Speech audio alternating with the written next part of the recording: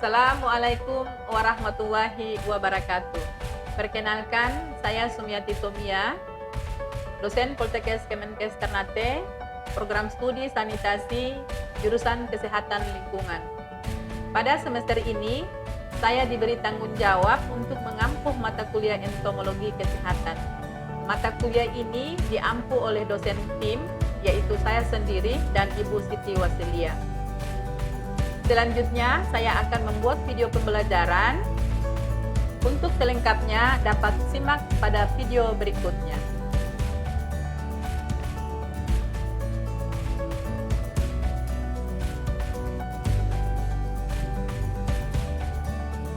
Assalamualaikum warahmatullahi wabarakatuh. Waalaikumsalam warahmatullahi wabarakatuh. Hari ini kita akan sama-sama belajar tentang mata kuliah entomologi kesehatan. Di dalam pembelajaran entomologi kesehatan itu dibagi dalam beberapa topik pembahasan. Di dalam topik pembahasan entomologi kesehatan sendiri, pada pertemuan ini Ibu fokuskan pada pembahasan bionomik dan pola hidup dari nyamuk Aedes aegypti. Mata kuliah entomologi kesehatan diampuh oleh dua dosen, oleh saya sendiri dan Ibu Siti Wasilia. Dalam pembelajaran kali ini, Ibu akan membahas tentang bionomik dan pola hidup dari nyamuk Aedes spesies. Pada pokok pembahasan bionomik dan pola hidup nyamuk Aedes aegypti, bahan kajian yang kita akan bahas yang pertama tentang siklus hidup, kemudian yang kedua adalah morfologi, dan yang ketiga adalah bionomik. Tujuan dari pembelajaran hari ini adalah diharapkan mahasiswa mampu menjelaskan tentang perbedaan bionomik dan pola hidup nyamuk, yaitu pada nyamuk Aedes aegypti, nyamuk Anopheles, nyamuk Culex, dan nyamuk Mansonia. Sebagai pengantar, kita ketahui penyakit yang ditularkan oleh nyamuk Aedes aegypti adalah salah satunya adalah penyakit demam berdarah. Penyakit demam berdarah sendiri kita ketahui adalah penyakit Dengue atau disebut dengan Dengue. Sebagai pengantar, ada yang tahu apa itu penyakit demam berdarah? Ya, siapa yang bisa membantu Ibu menjelaskan apa itu Dengue atau demam berdarah? Silakan, saya ketahui itu BPD adalah penyakit yang disebabkan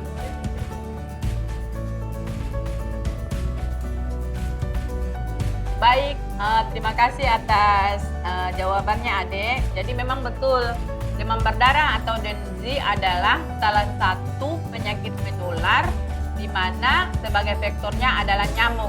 Tapi yang harus diingat adalah nyamuk Aedes, ya, yang berperan sebagai vektor utama dari penyakit demam berdarah adalah nyamuk Aedes aegypti, dan vektor sekundernya adalah nyamuk Aedes albopictus.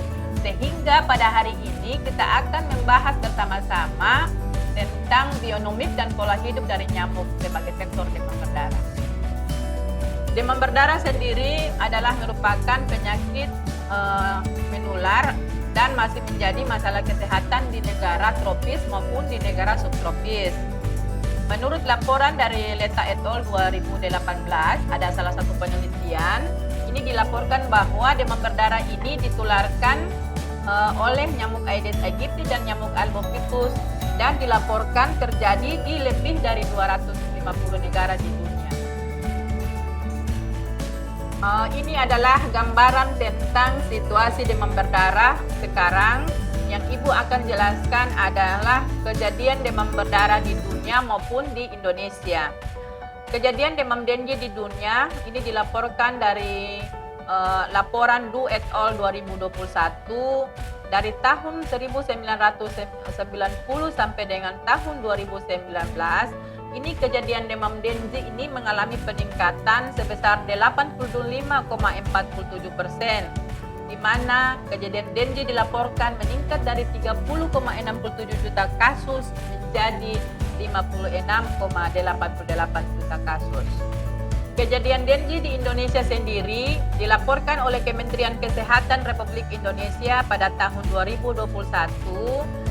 Ini di mana pada tahun 2020 kejadian dengue dilaporkan terjadi sebanyak 108.303 kasus dengan 747 kematian. Ini adik-adik bisa lihat di samping ini adalah gambaran tentang grafik kejadian incident rate. Kejadian incident rate dari demam dengue per 100.000 penduduk, di mana dari tahun 2015 sampai dengan 2020 ini kejadian dengue di Indonesia dilaporkan terjadi sepanjang tahun dan mengalami fluktuasi setiap tahunnya. Dari gambaran ini bisa dilihat bahwa demam dengue masih menjadi salah satu masalah kesehatan yang menjadi perhatian pemerintah. Bagaimana bisa mengendalikan sehingga penyakit tersebut mengalami penurunan di setiap tahunnya. Ya, mengapa kita perlu mengetahui tentang ekologi dari faktor Aedes spesies sendiri?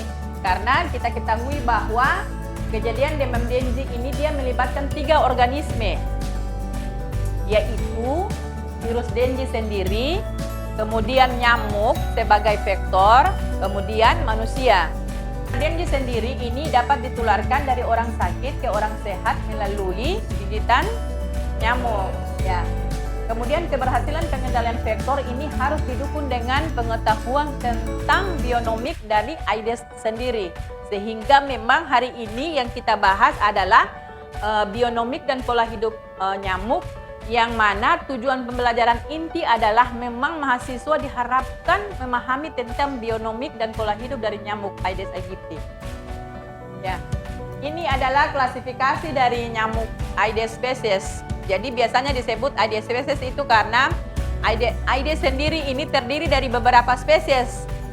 Yang Ibu menyebutkan tadi Aedes aegypti, ada Aedes albopictus, ada Aedes visnui, dan masih banyak lagi spesies Aedes lainnya. Tetapi dari jenis spesies yang ada, yang berperan sebagai vektor yang kita kenal adalah nyamuk Aedes aegypti dan nyamuk Aedes albopictus. Bisa dipahami sampai ini penjelasan Ibu? Ya, klasifikasi dari nyamuk spesies Aedes sendiri, nah ini harus diperhatikan dengan baik-baik ya, bahwa spesies Aedes itu dimasukkan dalam klasifikasi kingdom Animalia, kemudian filum Arthropoda, subfilum Uniramia, kemudian kelas Insecta, ordo Diptera, subordo Nematoptera, dan yang paling penting diingat adalah masuk dalam famili Pulicidae, kemudian subfamili Pulicinei, genus adalah Aedes, kemudian spesiesnya adalah yang Ibu sebutkan, Aedes aegypti, Aedes albopictus, dan masih banyak lagi ada spesies Aedes lainnya. Ya, yang tadi Ibu jelaskan tentang famili Pulicidae, mohon diperhatikan. Pulicidae sendiri ini terbagi atas 3 subfamili. Yang pertama, subfamili Anophelinae, kemudian subfamili Culicinei, kemudian subfamili Toxorhynchinae. Kenapa Ibu menggambarkan demikian? Sehingga nanti adik-adik bisa menentukan bahwa Aedes aegypti itu masuk ke dalam subfamili yang mana. Dari subfamili yang ada, untuk Anophelinae sendiri terbagi atas 3 genus. Ada genus Anopheles, genus Brotonella, kemudian genus Cegacia. Sedangkan untuk yang subfamili Culicinei ada Mansonia, ada Aedes aegypti, ada Aedes, kemudian ada Culex dan Armigerez. Ya, mohon perhatian untuk bahan kajian yang pertama yang kita bahas adalah tentang siklus hidup dari nyamuk Aedes spesies. Jadi di mana diketahui bahwa siklus hidup dari nyamuk Aedes sendiri ini mengalami 2 fase. Yang pertama itu adalah di dalam air, kemudian fase yang berikutnya adalah di udara. Fase apa saja yang ada di dalam air? Jadi untuk siklus hidup nyamuk, mulai dari telur, larva, pupa, itu dia terjadi di dalam air. atau biasanya disebut dengan siklus akuatik. Akuatik adalah siklus hidup yang terjadi di dalam air. Kemudian yang untuk dewasanya itu terjadi di udara, ya. Dan fase dari siklus hidup Aedes ini adalah masuk dalam siklus hidup nyamuk yang mengalami metamorfosis secara nyamuk Aedes adalah nyamuk yang mengalami metamorfosis secara sempurna. Kenapa disebut sempurna? Karena nyamuk mengalami metamorfosis yang mulai dari telur, larva, ya bagus sekali. Untuk morfologi dari Aedes sendiri, kita mulai dari telur. Ada yang bisa membantu Ibu untuk membaca ciri-ciri telur Aedes?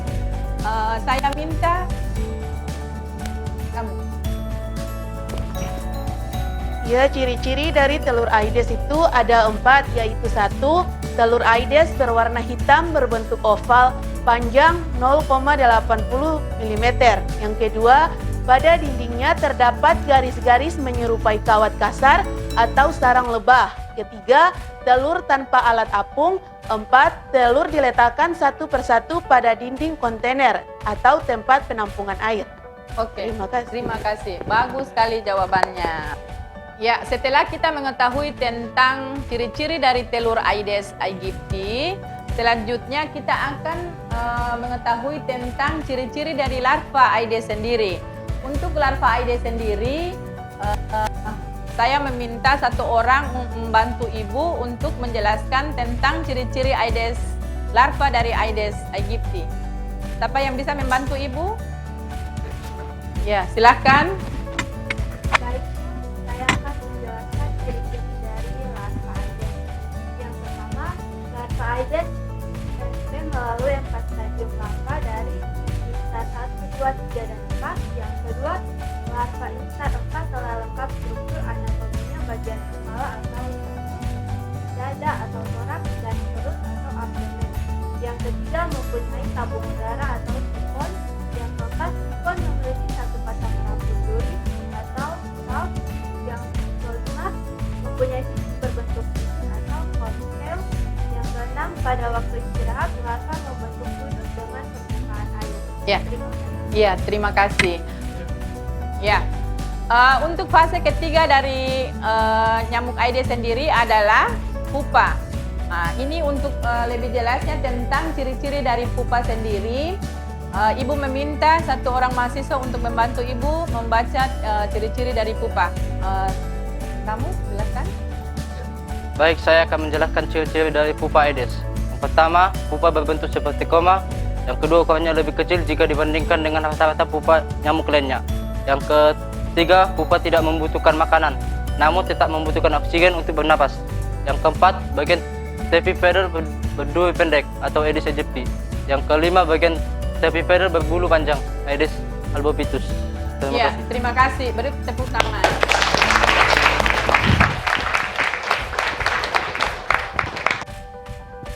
Sekarang kita akan membahas tentang ciri dari nyamuk dewasa. Untuk nyamuk dewasa sendiri, perlu diketahui bahwa nyamuk dewasa ini terdiri dari 3 bagian terpenting, yaitu bagian kepala, bagian toraks, dan bagian abdomen. Untuk bagian dari nyamuk dewasa, dari 3 bagian yaitu kepala, toraks, dan abdomen, Ibu akan menjelaskan apa saja yang ada di bagian kepala dari nyamuk dewasa. Di bagian kepala, ini terdapat antena.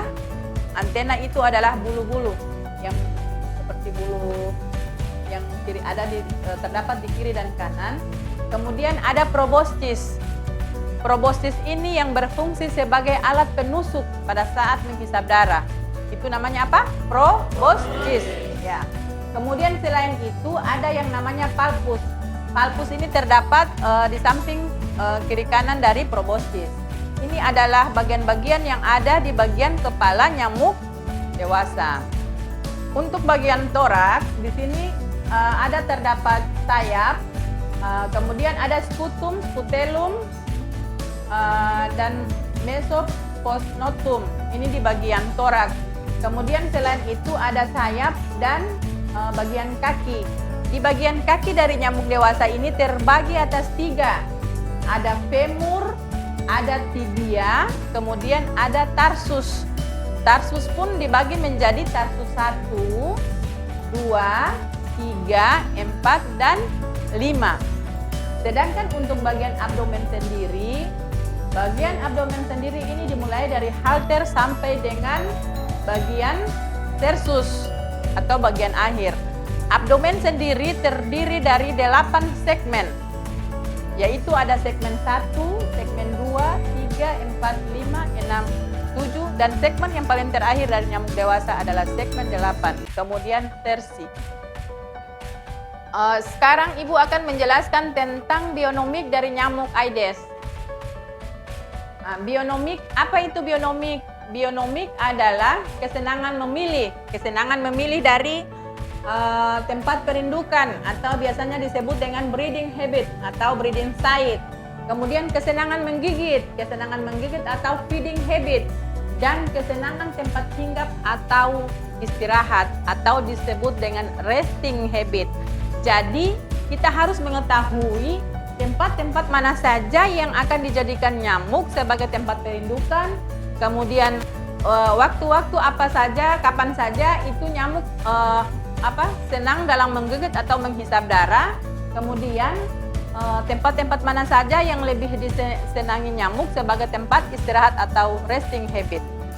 Untuk tempat breeding site atau tempat perkembangbiakan dari nyamuk Aedes sendiri, kita ketahui bahwa nyamuk hidup pada tempat-tempat penampungan atau wadah yang berisi air. Untuk wadah berisi air di sini dibagi dalam 3.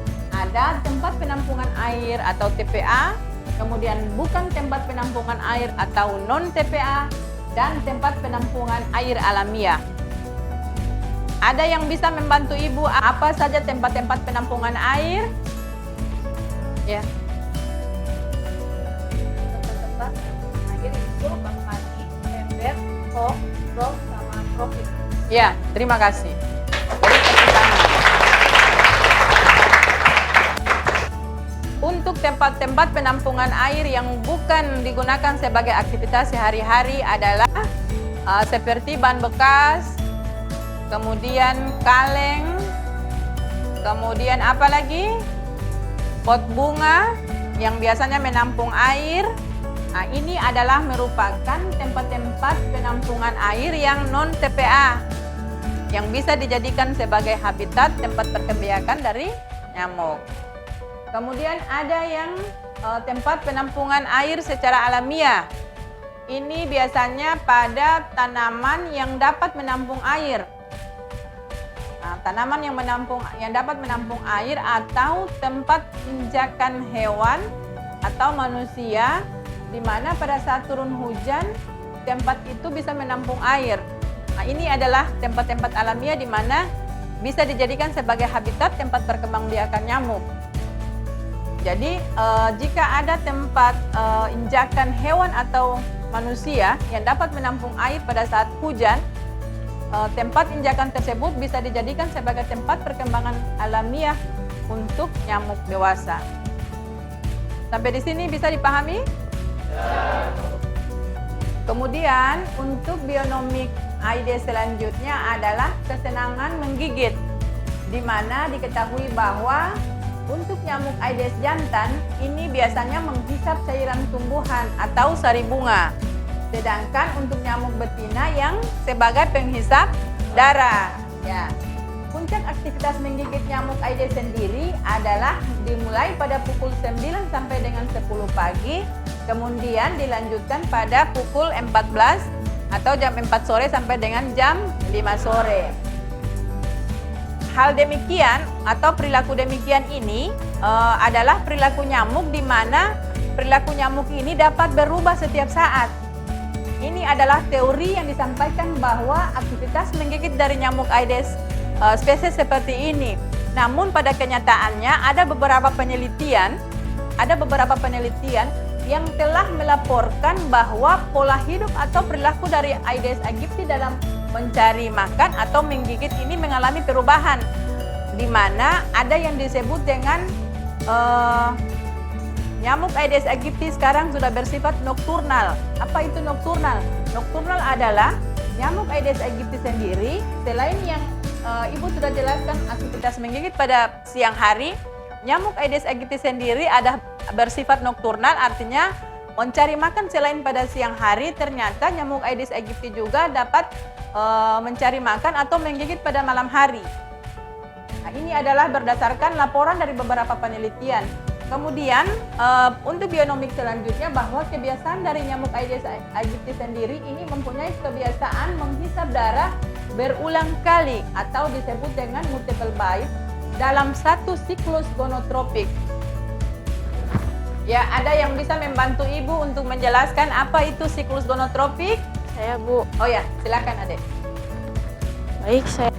Siklus gonotropik adalah siklus di mana nyamuk menghisap darah sampai bertelur, lalu menghisap darah kembali. Ya, jawaban yang baik dari adik Agista. Kita beri tepuk tangan. Ya, untuk bionomik nyamuk dewasa selanjutnya adalah tentang tempat istirahat dari nyamuk dewasa tersebut, di mana kita ketahui bahwa kesenangan istirahat dari nyamuk Aedes aegypti atau Aedes species adalah lebih banyak di dalam rumah, yaitu pada benda-benda yang bergantungan, berwarna gelap, dan tempat lain yang terlindung. Dan ini biasanya juga terdapat pada tempat-tempat atau tempat-tempat yang gelap. Di dalam sepatu juga bisa dapat ditemukan nyamuk beristirahat di dalam sepatu. Kemudian jarak terbang dari nyamuk Aedes sendiri yaitu antara 50 sampai dengan 100 meter. Untuk bionomik nyamuk ini, Ibu berharap kalian bisa pahami ya. Demikian pembelajaran kita pada hari ini. Tetapi sebelum mengakhiri, Ibu ingin mengevaluasi tentang apa yang sudah sama-sama kita pelajari. Ada yang bisa menjelaskan penyebab penyakit demam berdarah adalah vektor apa? Ya, silakan. Ya, silakan. Vektor penyakit demam berdarah yaitu nyamuk Aedes aegypti dan Aedes aegypti. Ya, bagus. Ya. Untuk evaluasi, Ibu mau mengetahui ada yang bisa membantu Ibu menjelaskan siklus hidup dari nyamuk. Saya, Bu. Ya, silahkan. Jadi nyamuk Aedes aegypti adalah salah satu spesies nyamuk yang dimana siklus hidupnya itu dia mengalami metamorfosis yang sangat sempurna atau sempurna. Jadi dimulai dari telur, larva, pupa, kemudian nyamuk dewasa. Ya, bagus. Berikan.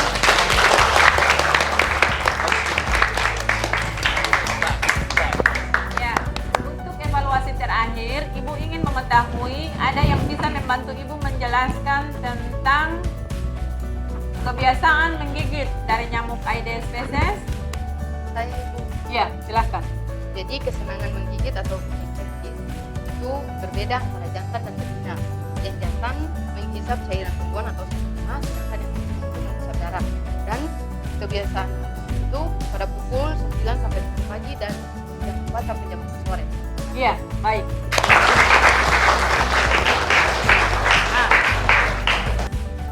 Demikian pembelajaran kita pada hari ini. Ibu berharap apa yang telah kita belajar bersama-sama ini bisa dipahami. Selanjutnya silahkan mahasiswa semua untuk tugas mandiri mengerjakan soal yang telah Ibu upload pada Google Form. Kemudian mengisi tugas sesuai dengan waktu yang telah ditentukan. Untuk selanjutnya Ibu berharap seluruh mahasiswa dapat membuat rangkuman dan rangkuman ini nanti diupload pada laman LMS. Ibu akhiri pertemuan pada hari ini. Lebih dan kurangnya Ibu mohon maaf. Wabillahi taufiq wal hidayah. Wassalamualaikum warahmatullahi wabarakatuh. Waalaikumsalam.